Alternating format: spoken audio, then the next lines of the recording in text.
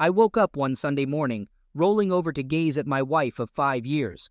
Rose woke up too, pulling my head toward hers and gently kissing me. Acknowledging Rose's fatigue, she mentioned that I had worn her out the previous night. I explained that my intention was to get her pregnant. Reassuringly, she wrapped her arms around me and conveyed that I would get her pregnant, asking me to be patient. We lay in bed, chatting as usual.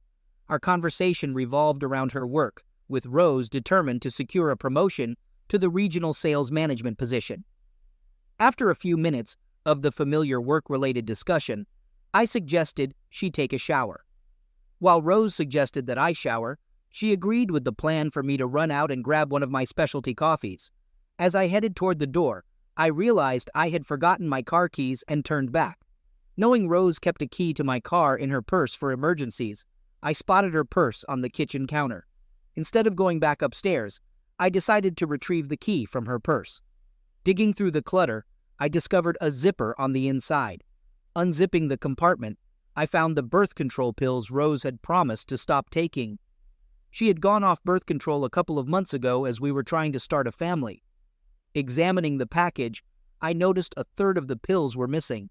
Turning it over, I saw the prescription label with a date only a few weeks ago, indicating she was still on birth control. I put everything back as I found it and quietly went upstairs to get my keys without Rose hearing me. On my way to get her coffee, my mind was buzzing with thoughts. I couldn't fathom why she would lie to me about being off birth control. I was confident she wasn't having an affair, as when she wasn't at work, she was with me. Her close girlfriend was the only variable, but her husband was also my best friend. I felt I knew where she was almost all the time, except during work hours. Feeling truly disappointed and under the impression that she didn't want to have kids despite seeming to be trying, I was lost in my thoughts. Around 4 p.m., Rose shook me out of my reverie. Observing my distant demeanor, she encouraged me to prepare, emphasizing that we were running late for dinner at Bill and Sherry's. Additionally, Bill had requested her assistance in his shop afterward. Upon arriving at their place, Bill sensed that something was amiss and asked about it. Initially, I insisted that nothing was wrong, but he persisted, claiming to know me better than I knew myself. He urged me to share my concerns. Reluctantly, I disclosed what I had discovered, that Rose had stopped taking the pill a couple of months ago. We explored potential reasons for her actions when Bill suggested the idea of hiring a private investigator. Bill suggested that I needed to understand the situation, emphasizing my emotional state and noting that only a few hours had passed. He assured me that Rose wasn't having an affair. When I questioned him to provide evidence, he suggested, "If you're so sure she isn't, what are you afraid of? Hire a PI. Once he confirms she's not involved with someone else, you can talk to her about kids and maybe better understand why she lied about taking the pill." On Monday morning, I enlisted the services of a private investigator, a professional our company utilizes for security matters and other concerns. After a conversation, the PI reassured me that it doesn't seem like Rose is having an affair. Based on the information, I informed him that I would conduct some checks, both during her work hours and off-duty. I also expressed the need to look into her medical records, as women can have unexpected issues. Despite periodic check-ins from the PI, I received no significant updates. Despite my attempts to conceal my emotions, I found myself unable to engage in closeness with Rose. Finally, on Saturday, Rose confronted me, demanding an explanation for my avoidance. Attempting to shift the blame, I accused her of lacking interest in closeness, triggering a major argument, our first significant fight. When I confided in Bill about it, he warned me that unless I changed my behavior quickly, Rose would suspect something was amiss. Taking Bill's advice to heart, I humbly sought forgiveness, attributing my actions to fear. Rose appeared puzzled, but now also concerned, making me wonder if she might be having an affair for the first time. As the days passed, I struggled to maintain my sanity. Bill played a crucial role in helping me stay focused and optimistic. In the middle of the third week, I began thinking about Rose's upcoming 25th birthday and wanted to plan something special. Taking inspiration from Bill's wife, Sherry, I decided on a half 50th birthday party, including a walking cane cut in half and other creative elements. During a Thursday morning meeting with the PI, which I expected to last no more than 30 minutes, we ended up talking for over 2 hours. After the PI departed, I sat in a daze until the phone rang. Knowing I had met with the PI, Bill called me and we arranged to meet. I needed a drink, a strong one, and by the time Bill joined me at the bar, I was on my third. Seeing my condition, Bill remarked, "This isn't good, is it?" The initial shock was wearing off, replaced by intense anger. As I slid the folder over for Bill to peruse, I briefed him on the condensed version of the PI's findings. Bill examined the pictures with times and dates, inquiring about the CD in the folder. I explained it was a video of Rose and her boss in a relationship process situation. The PI had advised me to watch the video, and more importantly, listen to the dialogue. Bill called his wife and instructed her to take Rose to the movies or the mall, under the guise of planning her birthday party. Sherry, enthusiastic about helping with a positive surprise for Rose, complied. Bill and I watched the CD, and it brought tears to my eyes. The PI was correct. I was genuinely surprised by Rose's motive for being with her boss. She was pursuing the promotion she had discussed for months. We sat in silence, simply asking if we wanted another drink. After a while, I confided in Bill, expressing that if Rose had come to me and confessed to falling in love with her boss, or needing more satisfaction than she was getting from me, I felt I could handle it. While I acknowledged I would be hurt and disappointed, the idea of witnessing my wife with her boss just to secure a promotion went beyond mere hurt. I conveyed that I was not only hurt, but also furious, and I made it clear that Rose would feel the full extent of my anger. Bill then remarked that observing Rose and her boss was like seeing her physically there, but emotionally absent. He noted that, regardless, she had prioritized her job over our marriage, and now she would have to live with that choice. Handing me my drink, Bill added that the girls would be home soon and asked if I knew what I was going to do. I responded, stating that I believed I knew what to do. Looking up at Bill, I continued by sharing that next Monday was Rose's birthday, and I was determined to give her a surprise birthday party she would never forget. Acknowledging the need to act fast, I mentioned that I would require Bill's help, and proposed involving Sherry if that was acceptable to him. Bill agreed, stating that Sherry and Rose were close, assuring me that Sherry wouldn't do anything to hurt Rose.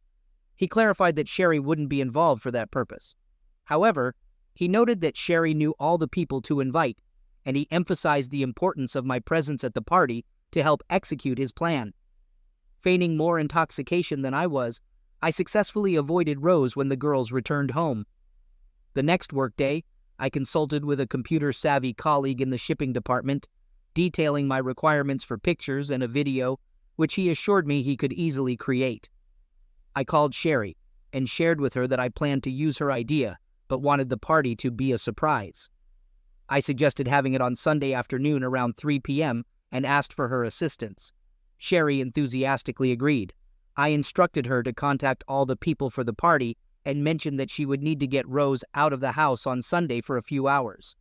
Just before we hung up, I told her I would inform Rose's parents. Next, I went over to Rose's work, asking her to lunch, which she told me she couldn't do as she was to be in a meeting. That was fine because the reason I went there was to invite her boss to her birthday party.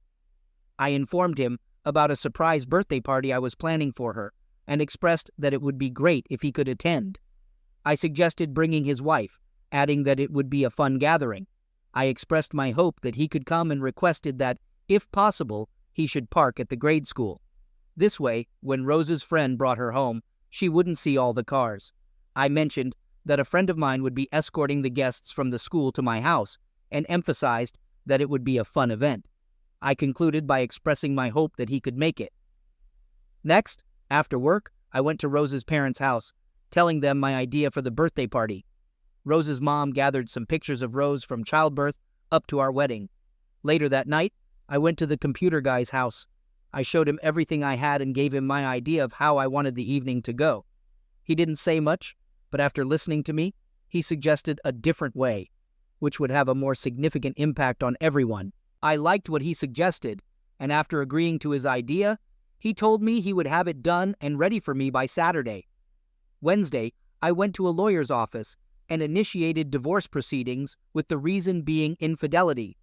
Additionally, The attorney suggested pursuing legal action against her boss and the company they work for, expressing confidence in obtaining compensation from Rose's company. On Friday evening, I had Bill sitting across the table from me. I commented that when you think things can't get worse, they seem to find a way. Bill asked me in response what I meant. Well, Wednesday, when I went to see the attorney, I spent more time there than I thought I would. When I left the attorney's office, my mind was filled with my marriage problems, causing me to forget to go back to work and send off the bid for a job. The company lost out on the job, so today they suspended me for 30 days without pay. If it weren't for my boss, who knows that my marriage is going down the tubes, I would have been fired. My boss, though, wants me far away from Rose and this mess so I can get my head screwed back on. He gave me his timeshare that he has in Mexico to use, telling me that if I want to keep my job, I'll be in Mexico no later than Wednesday. Bill inquired if I was going. I replied affirmatively, expressing that I couldn't afford to lose this job. I suggested we proceed with discussing the details and potential scenarios.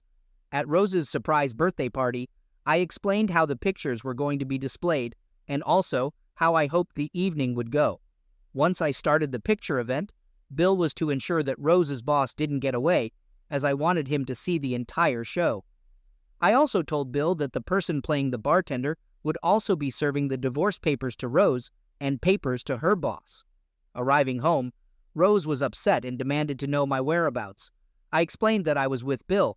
She dismissed it, saying it was no big deal. However, she disagreed, arguing that it was a big deal because she had come home early with great news, and I wasn't there. Rose accused me of excessive drinking and avoidance, stating that it seemed like I had a girlfriend. My face turned red, fueled by anger. Seeing my reaction, Rose appeared concerned. How could she accuse me of having a girlfriend while she pursued a job promotion by being involved with her boss? On the verge of losing my temper, Bill's voice echoed in my head, prompting me to apologize, deny having a girlfriend, and inquire about the good news. She shared with great excitement that she got the promotion, and starting next month, she would be the new regional sales manager. Rose expressed her joy by jumping up and down, then running into my arms and hugging me tightly. Surprising me again when I didn't think she could, with her arms still around me, hugging me tight, Rose conveyed, "Now we'll get that baby we want." Pushing her back to arm's length, I inquired about the meaning behind her words. Rose promptly nestled herself back into my chest and conveyed that our luck was changing, expressing a sense that things were going our way. She shared the news of her promotion and professed her love, confidently anticipating that I would be the one to make her pregnant. Following that, she looked up at me and sought confirmation about my desire for a baby. Rose, seeing the tears in my eyes, thought they were because of the baby, when in fact the tears were because I was soon going to lose the only woman I have ever been in love with. Grabbing me by the hand, Rose led me to her bedroom. We climaxed together. Rose expressed a desire for closeness again on Saturday morning, and I complied, although my involvement was perfunctory. While I was in the shower, Rose entered with a concerned expression and inquired about any concerns bothering me. She conveyed surprise at her recent inability to outlast me in lovemaking. In response, I encouraged her not to dismiss the possibility that something might be wrong. I pointed out my altered behavior over the past few weeks and the excessive consumption of drinks. Swiftly changing the subject, I admitted feeling responsible for our inability to conceive, suggesting a potential issue with my body. I proposed the idea of seeking medical advice, considering she had been off the pill for several months. Looking at her, I mentioned, maybe there is something wrong with my body, and I should see a doctor. After all, you have been off the pill for several months now, right? Rose took hold of me, and without directly addressing my question, proceeded to provide a significant pep talk, emphasizing that I was placing too much pressure on myself. She also said that now she has gotten her promotion at work, she too will be more relaxed. And even though she just can't explain it, she knows that I'll get her knocked up very soon. I thought to myself, I bet you could explain it if you wanted to. Saturday night, Rose wanted lovemaking again, but this time I did too. It would be the last time for us, so I gave her all I had. I think tough. She could tell that there was very little lovemaking on my part. It was just lovemaking. Sunday morning came, and I wasn't as nervous as I thought I would be. While Rose was taking a shower, I called Sherry, asking her if she had a plan to get Rose out of the house. Sherry assured me that she did, and told me she was proud of me for giving this party for Rose, as she knew Rose would always remember it. I nearly chuckled, thinking she'd remember this for quite some time. When she descended the stairs, I inquired about her plans for the day. "Why?" she asked. I explained Bill had called, needing my help with Sherry's honey-do list. Rose responded, "Great," as Sherry planned breakfast for the four of us, followed by helping her choose bedroom drapes. At 3:10, Sherry followed Rose into our house, everyone shouting surprise. Rose, greatly surprised, approached me with a big hug, thanking me as she had no clue about the birthday party. Scanning the guests, I heard Rose ask Sherry if she invited her boss. Sherry's negative response brought back that worried look on Rose's face. With my two key people in place, the party kicked off, with people laughing and mingling. I waited for almost 2 hours to ensure everyone had food, mostly lots of booze. With Bill's help, we gathered everyone in the living room, preparing for the show of the year. Addressing everyone, I expressed gratitude for their presence and suggested taking a look at the first half of Rose's 50th birthday before proceeding with the opening of cards and gifts. Smiling at Rose's parents, her cousin, and her boss with his wife, I gestured for everyone to be seated. Once everyone was settled, anticipation filled the room as they knew the theme of the party. Switching on the TV and my laptop, I announced, "Here we go." The first picture displayed Rose at 2 months, unclothed, lying on the bed. Whistles and jeers followed my comment, noting the nice spot on her. Rose blushed deeply as subsequent pictures slowly appeared on the screen. I joked or explained each picture, occasionally seeking input from her mom, resulting in teasing moments. From grade school to high school, I highlighted Rose's unwavering motivation. College pictures showcased her determination, including snagging me. Laughter echoed, and Rose enjoyed the show. Our wedding picture followed, with comments about my long hair. A picture of Rose's workplace appeared, then her desk, earned through promotion as the top salesperson. The next picture showed Rose's boss with his wife at our table during the Moss party. Rose sat next to her boss, another employee beside her, with me absent. Rose's smile faded, replaced by a worried look. Glancing at her boss, who also lost his smile, I suspected exchanged glances. I expressed hope that Rose's boss acknowledges her dedication, hard work, and aids her in securing the coveted regional sales manager position. As I finished, I looked directly at Rose, sensing fear, as she had revealed her promotion to me. I started the video, emphasizing Rose's hard work for the new position. "More pictures, everyone." The video displayed an empty bed with Rose telling her boss it was the last time. As per their agreement, the video transitioned to Rose on the bed with her boss between her legs. Simultaneously, her boss urged her to take certain actions if she desired the promotion. This led to gasps and some people leaving as the video swiftly changed to depict Rose on her hands and knees with her boss behind her, holding onto her hips, engaging in a specific relationship process position. During the transition, her boss expressed satisfaction, noting that with this performance, she would be promoted to the vice president status. The video had played for about 15 seconds, with an additional 15 seconds left, showcasing 2 more positions. But chaos erupted. Rose, in a frenzy, screamed for me to turn it off, tearfully apologizing. Her boss attempted a swift exit, but my friend Bill instructed him to stay put. A punch to the jaw from Bill left her boss seated when he tried to push past. My ally shouted the boss's name, and when the foolish person responded, he was served legal papers, tossed into his lap. Sherry, attempting to console Rose, missed the boss's wife approaching. Seizing Sherry by the hair, she shoved her, causing Sherry to fall onto the couch where they were seated. As Sherry fell, she pulled on Rose's arm, turning her to face the boss's wife. While insulting my wife, the boss's wife landed a right hook on Rose's cheekbone. Rose was propelled backward, landing on her side. Sherry leaped up, yelling as she grabbed the boss's wife. Bill swiftly approached the women, and when Sherry was shoved again, Bill caught her before she hit the floor. I hurried over to intervene, but with Rose on the ground and Bill holding Sherry, I thought the worst was over. The boss lady turned, looking at Rose and hurling insults. Rose, now on her hands and knees, reached over to place her hand on the ottoman, slowly lifting her knee and attempting to stand. Rose tried to stand, but her head was still spinning from the punch. This left her back toward the boss lady with her legs about a foot apart. I reached Rose to help her up and ensure she didn't get hit again. Turning my head to check the boss lady's location, I saw her take a full step toward my wife. Then, like an NFL punter, she kicked Rose squarely between her legs. Just as I put my hand on Rose's arm, I felt the impact rock her entire body. If the boss lady were punting a football, it would have easily gone 40 yards. Rose's body went 2 feet up and 3 feet forward. Rose let out a scream louder than I had ever heard. Landing on top of the ottoman and bouncing off, she fell onto her side. Rose screamed from the moment she was kicked until she finally landed on the carpet. Once on the carpet, Rose's knees came up to her chest, hands between her legs, crying harder than I had ever heard anyone cry. Bill seized the boss lady by the back of the neck, pulling her out of the house and directing her and her husband to leave. As Bill forced her out, the boss lady shouted that a particular circumstance wouldn't lead to a promotion now. Sherry hurried over, kneeling down to assist Rose and shouting at me to step back.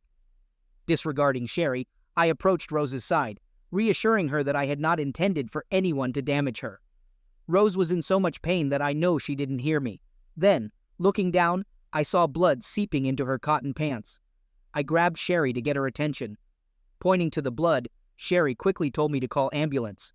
I didn't ride with Rose in the ambulance, but instead took my car. I hadn't planned on this physical assault, nor had I wanted Rose physically hurt. I wasn't sure what I was going to do at this time. Bill, Sherry, and I were in the waiting room when the emergency doctor came to talk to us. He informed me that Rose was going in for surgery as soon as the specialist got there. He asked me what happened, and I told him that she was kicked in the groin by another woman. After a few more questions, he asked me if I wanted to see her, which I said no. A few hours later, the operating doctor approached me to provide an update. They mentioned having never seen an injury like this, explaining that the impact had struck her at the base of her love button area, causing the tissue to explode in 3 directions due to the force. The doctor stated that they had repaired everything, but expressed concern about her love button. They conveyed that if it didn't repair itself, it could have an impact on her lovemaking, Yuli. I inquired about the details. The doctor explained that the love button area plays a role in stimulating women during lovemaking, contributing to enjoyment and aiding in achieving pleasure peaks. They expressed concern that if the area didn't heal properly, it could make it challenging, if not impossible, for her to experience pleasure peak. The doctor mentioned she would be in recovery for a couple of hours, and then I could visit her. Leaving the hospital a few minutes later, Bill stayed with Sherry there. We stopped for a meal, conversed for a while, and then I went home. On Monday morning around 10 a.m., Sherry called me, asking when I would be visiting Rose. I wasn't sure, possibly tomorrow. Sherry pressed me, and I decided to hang up and turn off my phone. On Tuesday, I entered Rose's room just after lunch.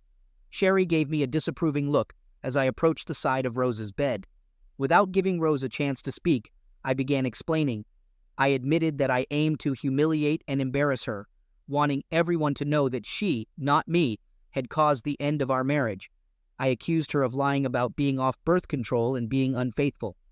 Despite my anger, I emphasized that I never intended or desired any physical damage to befall her. I clarified that, despite being extremely upset, the thought of physically hurting her never crossed my mind. I expressed the hope that she would believe me. Tears streamed down Rose's face, prompting me to turn to leave. However, Rose reached out and grabbed my hand, pleading with me not to go. Rose assured me that she trusted I wouldn't damage her physically. She implored me to stay and talk with her, but I declined, stating that I couldn't. I explained that due to the emotional turmoil caused by her infidelity, my mind and heart were in disarray, leading to a significant mistake at work. While the corporate higher-ups contemplated firing me, my boss, who knew about our marital problems, intervened and prevented them from terminating my employment. As a result, I informed Rose that I would be leaving town for a month. However, I'm facing disciplinary action, again with my boss's assistance. I've been suspended for 30 days without pay. I have a month to address our problems and straighten out my thoughts. My boss has offered me his timeshare in Mexico and allowed me to cash out the 3 weeks of unused vacation. Sherry exclaimed that I couldn't leave Rose because she needed me. I looked at Sherry and explained that I could leave, emphasizing that I couldn't risk losing my job. I mentioned having a great teacher, pointing to Rose, who had taught me to prioritize my job over my marriage. Rose quickly interjected, expressing her apologies. Addressing Rose, "There's one more thing. I'm far from finished with your boss. I will make him pay for this, assuring you that a storm is coming for that idiot. My intention is not to bring any repercussions your way. I'm telling you this because I believe he'll throw you under the bus to save himself. The house has been cleaned, all remnants of the party disposed of. On the kitchen table, you'll find materials from the PI and divorce papers for you to sign." Speaking of divorce papers made Rose squeeze my hand hard, hoping I wouldn't be able to pull away as tears flowed again. "Rose, I left that material not to cause you more pain, but just in case you can use any of it to protect yourself from your boss. I think, and I hope you get yourself a good lawyer, Rose. Well, I have to get going as I have a plane to catch." Rose insisted that she wouldn't sign the divorce papers until we had a lengthy conversation. I shook my head and conveyed to her that she still didn't understand. I asserted that she was no longer in control, emphasizing that I didn't have to do anything for her. Pulling my hand away, I added that she had messed that up. As I started to walk out, Rose shouted, pleading for me to wait. I stopped and turned toward her. With tears streaming down her face, Rose expressed her profound love for me. She asked if upon my return I would please meet with her. At that moment, Rose, I'll have to say no. It hurts too much just to be here with you. Maybe after I get back, I'll think differently. Bill awaited me outside the hospital to provide transportation to the airport. The ride was quiet, given that Bill was already informed about most of the details surrounding the events and my strategy concerning Rose's boss. I directed him to keep me informed of any developments related to Rose's boss, and he agreed to do so. Additionally, Bill offered to provide updates on Rose's situation. Curious, I inquired about the reason I would want him to keep me updated. Bill chuckled and replied, conveying that I still loved her, which I acknowledged with laughter. I admitted to loving her but emphasized that I couldn't allow anyone to walk over me. Second story. At 32 years old, I am currently in the process of divorcing my 33-year-old wife after discovering that my 5-year-old son is not biologically mine. A couple of weeks ago, I uncovered my wife's infidelity from 6 years ago. Her sister disclosed this information during a visit to discuss the delivery of her first child. According to her sister, my wife admitted to sleeping with her best friend while intoxicated 6 years ago, expressing remorse at that time. Upon learning this, I promptly took a paternity test with my son, fearing the worst. The results, a week later, confirmed that my son is not my biological child. Strangely, I began to perceive the boy differently, more like an acquaintance than a son. Armed with evidence, I confronted my wife at night when the child was sleeping. Despite her inquiries about who told me, I maintained that it was none of her business, even though she would likely connect the dots to her sister. Initiating divorce proceedings left her devastated. Despite her multiple assurances that nothing had happened with anyone else since then, and claims of faithfulness in body and soul, I refrained from insulting her to avoid complications during the divorce, despite my disbelief and blaming of drinks instead of taking responsibility. In our conversation, she threatened to demand full custody of the child. Annoyed, I expressed disinterest in anything not biologically mine, allowing her to keep the child while I would keep our 2 dogs. She attempted to convince me to co-parent, asserting that I am the child's father. In anger, I exploded, yelling at her to go and take her child with her, referring to him as a fool. A week has passed since the incident. I am at home, which is in my name as a gift from my parents. She went to her parents' house with the child and has not contacted me since. My parents support my decision, and my dad believes I did the right thing by not raising someone not of my blood. While currently seeing a therapist 3 times a week, who assures me that leaving behind what causes me pain is the first step, emotional turmoil persists. Writing here for distraction was suggested by my younger brother. My sister-in-law disclosed everything out of guilt, seeing me happy with my son while knowing he might not be mine. The revelation occurred during a moment of weakness when we visited her, causing her to break down with guilt. I harbor tremendous hatred for my wife and conflicting feelings of pain and resentment towards the child. Despite this, I am determined to move forward. I hope the divorce proceeds smoothly since we have separate finances and properties. If she seeks child support, I have proof of the child's paternity, which according to my lawyer should suffice in any legal process. My therapist advises against seeing either the child or my wife, emphasizing the importance of focusing on my well-being first. The child is no longer my responsibility, and accepting this reality is crucial for my emotional recovery. Update. Not much of significance has occurred, but here's a brief summary about 3 days after my post. My ex visited my house and requested entry. I went out to meet her at the door, stating firmly that she wouldn't set foot in my house while I'm present.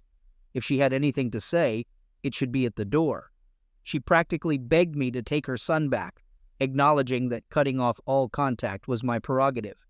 She expressed that she deserved it, but raising a child alone would jeopardize her dream of becoming a notary.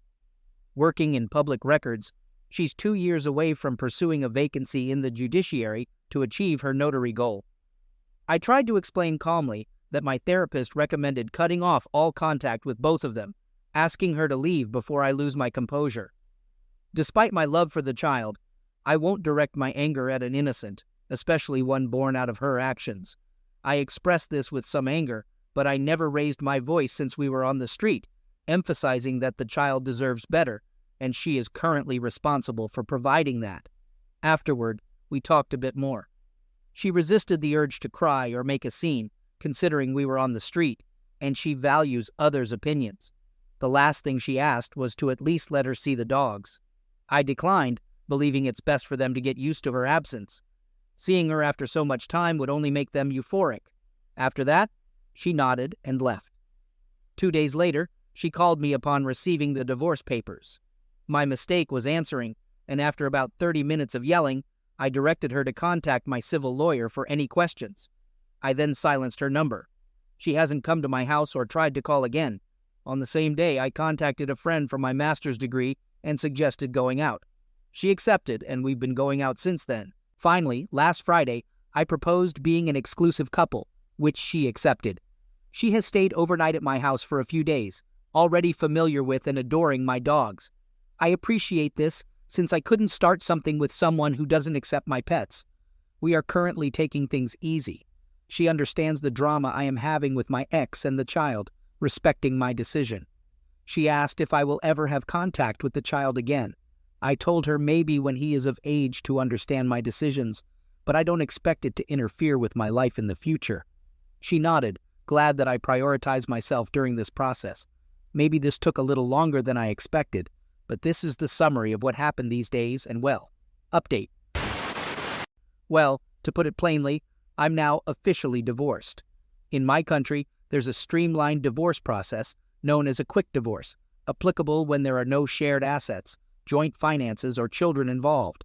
This type of divorce takes place at the municipal level, bypassing the judicial proceedings that typically include reconciliation, asset distribution, and more. As you might have guessed, the sole complication was our shared son. The matter of the paternity test arose, confirming that the child isn't mine, and my name was successfully removed from his birth certificate, leaving him with both of his mother's last names. Describing the divorce process as challenging is an understatement. My ex-wife attempted multiple times to exploit our child's mental state to lure me back, but recollecting everything that transpired helped me stay focused. Gratitude is due to my current partner, who consistently supported me. While I understand it's not my fault, hearing it from her also played a role in helping me. After numerous discussions involving our lawyers, I proposed covering half of a nanny's salary for her son while she gets her life back on track. Fortunately, she agreed to cover the remaining expenses entirely on her own. I made it clear that I wouldn't be taking care of her son, and she agreed. Being devoted to her work, adapting to single motherhood seems to have been a significant shock for her. Out of curiosity, I asked if she spoke with the child's father. She tried, and he even lived with them for 2 weeks at her parents' house, but they simply had nothing in common, leading to conflicts. She had to intervene to prevent them from shouting at each other, and after a couple of weeks, he left her home. While somewhat sad, she is a woman with a good job and figure. With a year of nanny assistance, she has ample time to find a suitable stepfather for her son. Meanwhile, I don't plan to talk to him yet, perhaps in a couple of years or when he's a teenager.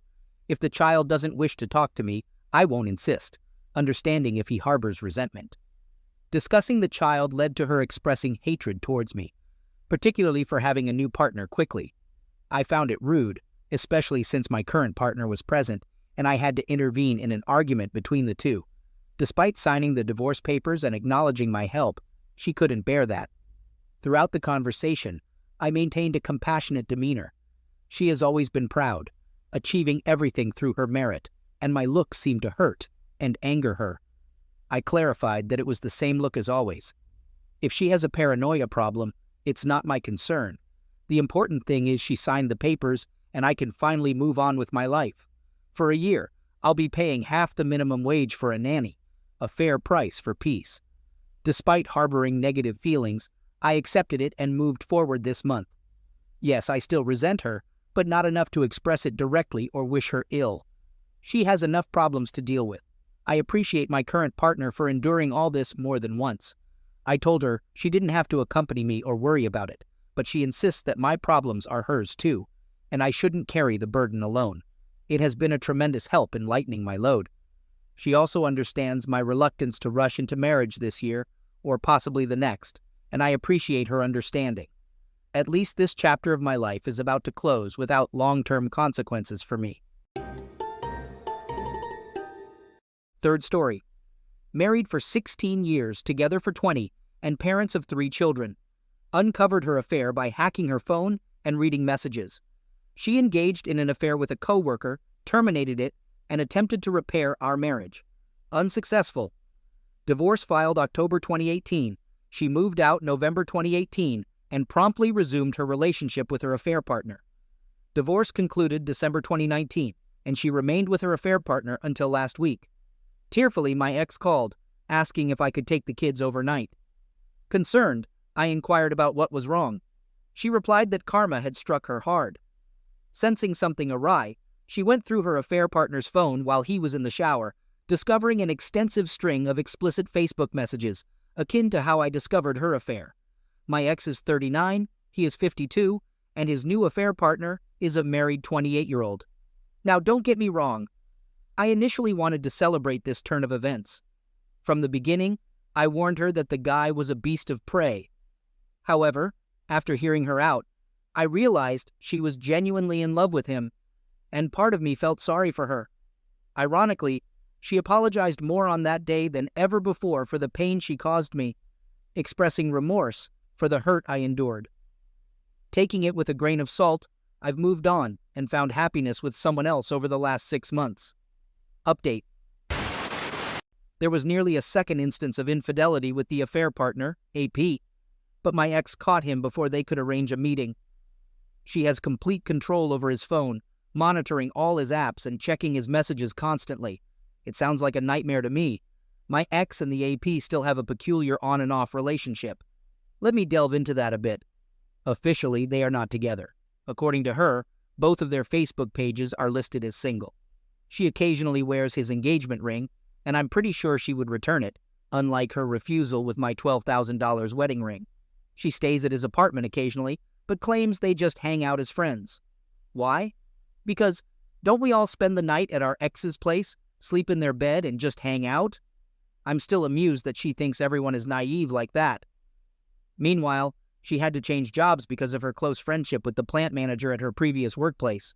They were always talking, going to lunch, taking Harley rides, walks on breaks, etc. Rumors started flying and things got messy there. Her work friend is married with 3 kids. He still visits her on occasion and takes her on a Harley ride to a movie or whatever. She was apparently caught by our teenage son kissing someone in the driveway. Our son didn't know who this person was and called me to ask. I told him to ask his mother who that was and played dumb. He was under the impression that she and the AP were still together because he was just over the day before, grilling out and mowing her lawn. Another new guy appears. She won't disclose how or where she met him. They went on 2 dates, and she didn't seem into him. They knew each other from a previous job, and he kept saying how he wanted to be with all her friends and coworkers back in the day. We were talking the other day about retirement. She knows my plan is to semi-retire in 6 years. As soon as I'm done with child support and all of my kids are 18, I plan to relocate south to a warmer climate. She gave me a sob story about how she had to raise all of our children while I built a business, and how she'll probably have to work till she's dead and never retire. That is so far from the truth. I put in just as much time, housework, and effort into our family as she did for a few years. I did even more than her while she was out partying with her friends 4 or 5 nights a week. My response to her was, "You made your choice to leave me and go with your AP."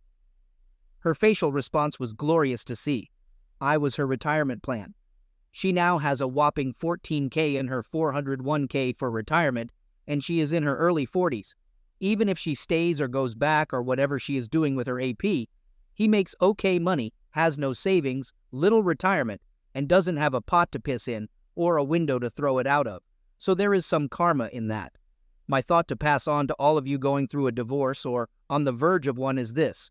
My life was torn apart from October 2018 to December 2019 when our divorce was final.